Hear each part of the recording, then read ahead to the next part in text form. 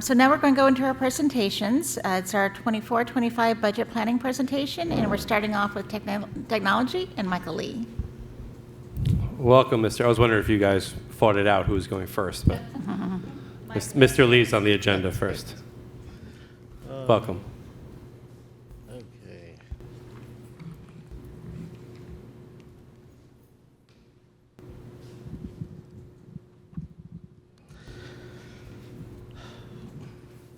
All right, hi everyone. I'm Mike Lee, Director of Technology, and this is the technology budget presentation. So let's start off with a quote. Slow and steady wins the race. Now, I get it. If you're actually doing an actual race, maybe this isn't the best quote, right? Like if you're in the Olympics, 100-meter dash, no one's like, hey, Usain, wait, come here for a second. Slow and steady, okay? That's the pro tip, slow and steady. But in our business, slow and steady definitely wins a race, because if you do too much, too quickly, that's when things start to break. And that's why we have a very well measured and managed and planned upgrade path for everything that we have here. But before we get into that, some updates on some things that we spoke about in November. Starting toward the middle of the list, computer-based testing. I just want to take a second to recognize the technology team, especially Dan and Laura, for their efforts in making the simulation go as smoothly as it did. I can't tell you the countless hours, not just days, weeks that they spent making sure every detail was so carefully planned, and they ran simulations before the simulation. There was so much regarding the technical aspect to make this run. And they did just, I think, a fantastic job. So thank you, Dan and Laura, for that. PaperCut, we recently got the card readers installed on the Xerox machines, and so we're just beginning to test that out. If you recall, PaperCut, that's the thing where you could print to anywhere in the district using your swipe card. Language translation devices. After some trials, we've kind of landed on TimeKettle is the front runner for students, because that's the device where you have that device in your ear, and when the teacher speaks, you could hear it and it gets translated. And for staff, Pocket Talk seems to be a really good device for translations. Regarding artificial intelligence, we've got some pretty exciting professional development coming up. On March 6th, we'll be attending another Future of Education workshop at PNW BOCES. Those are the workshops where the surrounding districts all get together and we sort of handhold each other through the AI roller coaster. And on March 13th, at our next Super Nintendo Conference Day, we're going to bring somebody in who will be demonstrating some new tools and teaching us how to better engineer our prompts, right? Because that's garbage in, garbage out, right? Quality in, quality out. So that's pretty cool. So this is the just over the horizon slide from last year. Thank you. As you can see, the multifunction device refresh, we got that done. The storage replacement that we had planned, that was a really big deal, and we got that done. So next on the list is the network core replacement. So that brings us to this slide. So over the horizon from now, the next thing we'll do is, that's the network core replacement. If you recall, the network core is basically everything goes through that, right? Imagine like a traffic circle, right? Or maybe a bicycle wheel. You've got the hub in the middle. All the traffic goes through these things, and we've got 2 of them, 1 on each campus. After that, we're going to do server replacements. Remember, we've got a server here that hosts a little more than 41 different servers. So it's one big server, right, that hosts 41 different systems. And then after that, we're going to replace the switches and wireless access points. So if you remember this slide from last year, who cares about infrastructure? Well, if you think about it, good infrastructure really supports everything that we value. right? Good infrastructure really supports everything we care about. So of course, we want to support and enhance educational experiences for our students, right? Of course, we want to enable distance learning, remote access, and computer-based testing. All of these things on this list are supported by good infrastructure. But likewise, on the flip side, all of these things can fall apart if you've got poor infrastructure. So what's our replacement plan and timeline for these things? So this year, this summer, we're going to replace the network cores on both campuses. Hopefully, like our storage replacement that we did, it'll be a lot of work, kind of a lot of, I don't want to use the word risk, but it's, you know, it's a lot. But hopefully nobody notices the changeover, right? That would be the perfect situation. So we're going to be replacing both cores. After that, so going more into the following year, we're going to be replacing the really big server. And then after that, we're going to be replacing the switch, all the switches and wireless access points. Here are the funds we have available for these upgrades. For 24 and 25, we've got E-rate Category 2 funding available to us, and those funds, $273,000, expire at the end of 2025. Good news is in 2026, that all gets refreshed again, right? So we have another bucket of $273,000 to use for new projects. And we also have $234,000 available to us from our leftover Smart Schools bond money. So here's just a general overview of the expenses that we go through annually. It's a lot of it's maintenance.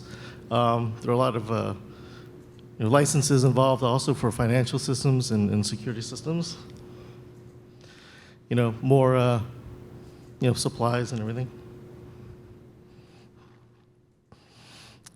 We're going to need to get more laptops, Chromebooks, other infrastructure items. This year, as we did last year, we'll go for another BOCES IPA for $280,000, but the budget-to-budget impact of that will be roughly, they estimate, $63,000. So the way that works is like a payment will fall off, but then this payment gets added on, and so they kind of net each other out, right? So the budget-to-budget impact is usually pretty negligible. And we get an aid ratio of 65% on everything that we get through that. Staffing has remained unchanged since the 2018-19 school year. So this is what we've got. And these are the people supporting the district. Basically, just we're lean and mean is what I like to say. Yeah. We're lean and nice. So yeah, that's it. Thank you, Michael. Questions, Any Sam? questions? No, excellent, Michael. Excellent. Your involvement in the technology for this district goes back many, many years, and it's really appreciated. We do a bang-up job. I was talking to Dr. Luff the other day, and I said in the past when I was here as AP, I used to call this place the Academy, and welcome to the Academy. We truly are. If you look at what we offer, and the innovations and the technology-based platform that our kids operate on, we are a private academy in almost every sense of the word. And the work that you and your department does contributes to that greatly. And much thanks for that. Thank you. Thanks. Crystal? Just congratulations on getting through the CBT simulation. Yeah. It is a lot of work on the Yes, back yeah, end. yeah. It is an extreme amount of work. So thank you so much to you and the team. I'm sure that you took pressure off the administrators and the staff to just have it ready to go. So thank you so much for that.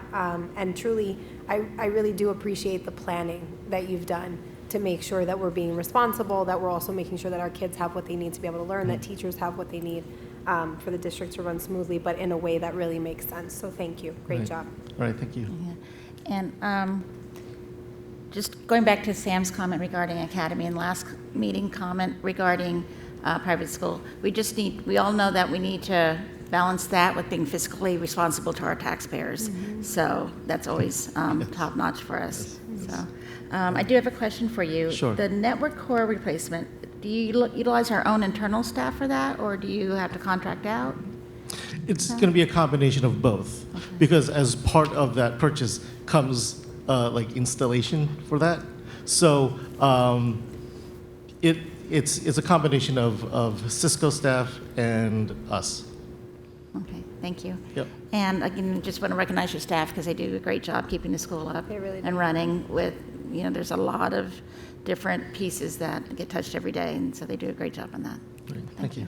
And Dr. Thanks. Just a couple quick questions, or clarifications. Can you just briefly explain, we use words like E-rate, and I'm not sure, other than myself, maybe a couple individuals up here, many understand. So you want to just quickly talk about what that means and where that funding comes from? Yeah, sure. Okay, so E-rate is a federal program which gives schools money to pay for technology Right. upgrades, right? So you've got Category 1 funds, which deal with upgrades to your bandwidth, right? So that would be like your Optimum Online or your FiOS at home. But then you've got Category 2 funds, and those have to deal with any sort of upgrades to your network or infrastructure inside of your schools. And so that's what we'll be utilizing to upgrade our internal networks. And how that works is you get a project total, and that's based on the enrollment of your kids. And I think most recently it was something around like $165 or so per student that you get.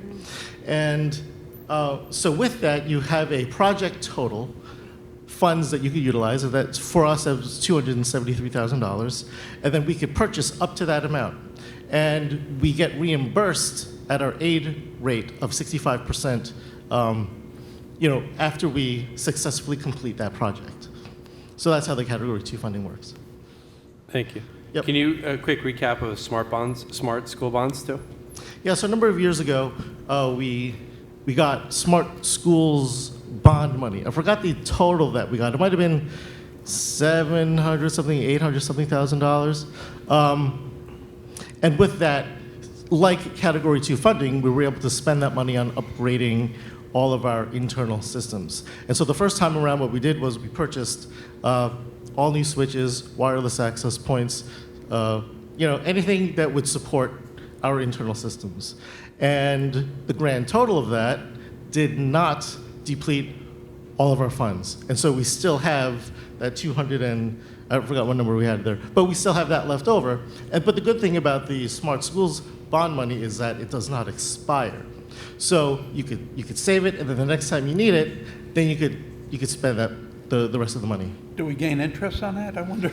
Wouldn't that be nice? I'm sure they That'd keep be you good. interested. That'd be good. Yeah. That'd be good, that's right. And just one last clarification. For the IPA, the installment purchase agreement, I know we're borrowing $280,000 at 7.5% over 5 years, so it's a little bit over $300,000. So the budgetary impact is about $63,000 a year. But at the same time, you had quickly mentioned that there's the equivalent amount of money, or almost the equivalent amount of money falling off? Yeah, that falls off, right. And so to sustain our level of technology that we have here, the budget-to-budget spend, or like I said, the budget-to-budget impact is negligible because as one falls off, then you put another one on. So we're able to get a lot of value out of this because we're able to purchase $200,000 worth of equipment and supplies without that huge budget impact, right? Without the $200-something thousand budget impact. So that's the system that we have running here, So even the $63,000, which is 1 year's share of that money, is offsetting an Right. IPA that we just paid Yep. off. So Yep. it's not that our budget's increasing by $63,000. It's that we're able to spend, we're able to receive $280,000 of equipment for what ultimately still balances our budget, right? Right. So we're losing an expense, we're gaining an expense. I just wanted to make sure that everybody understood that. Excellent. Yep. And again, congratulations. I know you guys do a tremendous job. I think I say the same thing every year, but I think you addressed the most important part about technology. If everything works perfectly, nobody even knows it's there. Yeah. So you don't receive accolades and credit because things just work. You hear instantly the second something doesn't work. Oh, yeah. Oh, yeah. Not that that happens often. But I do want to commend the work that you guys do and recognize the fact that the fact that nobody's calling you is a sign that everything's working really well. So, For sure. all right. Thank you right. very much. All right, thank you.